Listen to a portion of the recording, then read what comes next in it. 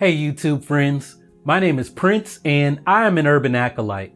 A lot of people have been asking me questions about Jedi Master Sifo-Dyas, and recently on Twitter I posted that Count Dooku killed Sifo-Dyas, impersonated him, and then placed the order for the clone army on Kamino.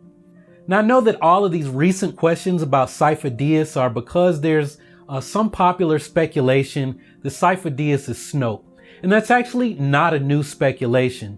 Somebody asked me that question in my first Q&A video back in the spring. And I haven't watched any of the videos on Sifo-Dyas being Snoke, and honestly I don't plan to, as I'm not interested in hearing that argument. I just wanted to clear up what I posted because I have some events out of order, and in the process I hope to clear up some misinformation leading to why people might believe that Sifo-Dyas might be Snoke, because I don't think he is.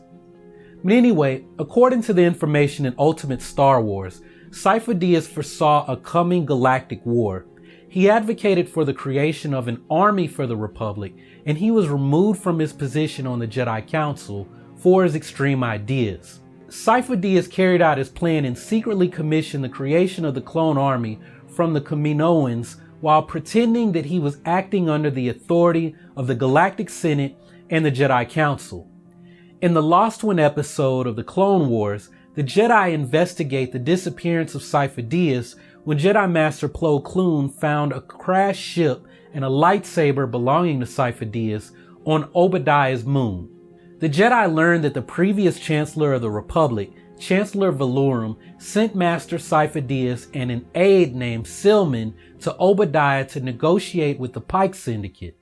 The Pike Syndicate revealed to Anakin and Obi-Wan that they were paid by Darth Tyrannus, who we know as Count Dooku, to shoot down the ship carrying Sifo-Dyas and Silman.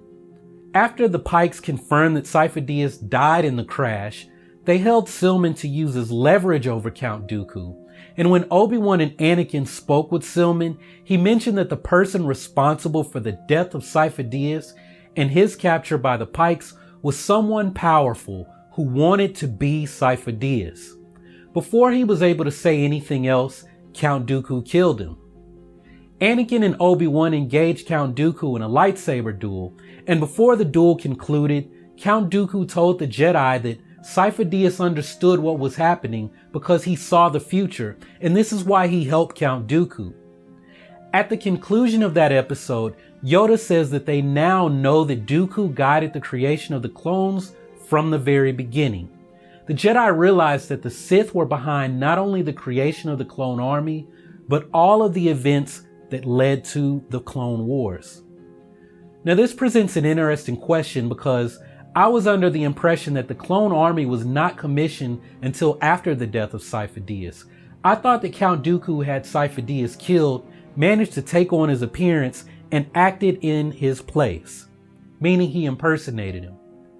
So it appears that Sifo-Dyas had already contacted the Kaminoans about the creation of the clone army.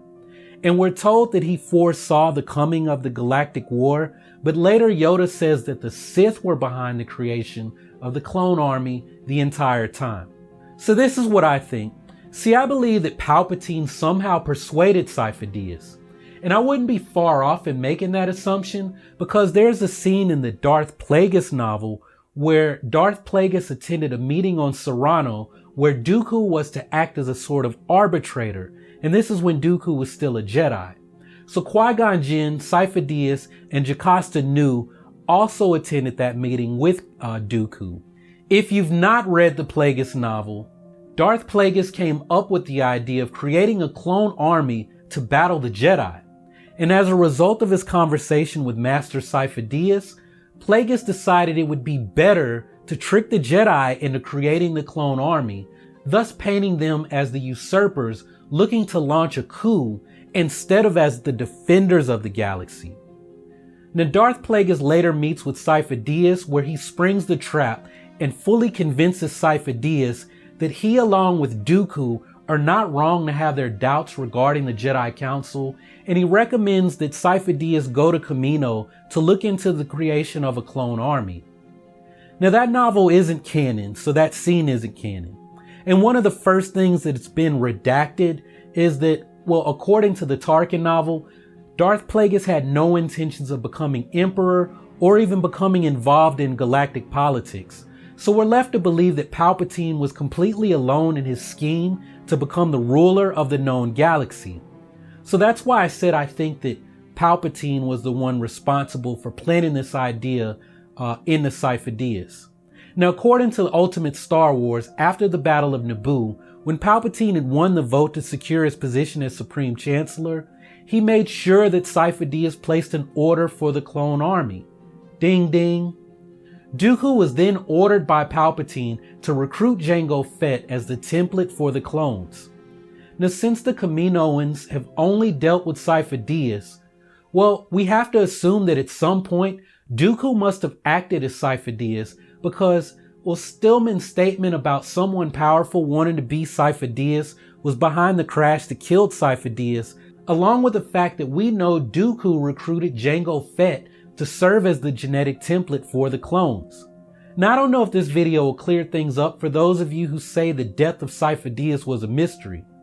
For me, there isn't a mystery. Sifo-Dyas was a pawn in Sidious' plan to rule the galaxy and eradicate the Jedi.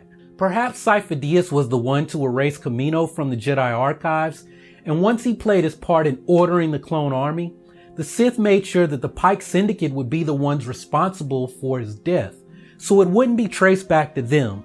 And the natives on the Obadiah Moon cremated the body of Sifo-Dyas after the Pikes made sure that he was dead. Now, although Sifo-Dyas authorized the production of the clone army, the Sith actually facilitated the means for this to occur because they supplied Jango Fett as the genetic template, and they also provided the funds to pay for the project.